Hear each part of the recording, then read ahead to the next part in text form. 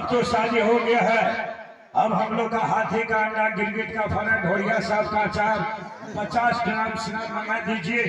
खा करके मौज मस्ती बनाएंगे, फिरती भोज बनाएंगे।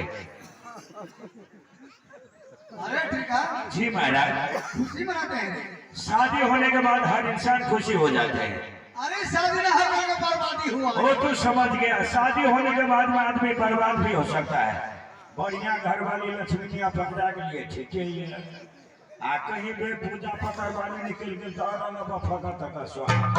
वो तो होता है महाराज। अरे यार शादी ना होकर तो बर्बादी हुआ मतलब नहीं। समझ गया महाराज, शादी होने के बाद घर में परिवार बढ़ जाते हैं, बाल बच्चा, उसका पढ़ाई लिखाई, खाना खर्चा, हर कुछ गार्जियन को टेंशन हो जाता है। शादी होने के बाद में आदमी बर्बाद भी हो सकता है। ऐसा घर पर जा की भेल शादी नहीं हुई मर शादी न भेल नहीं।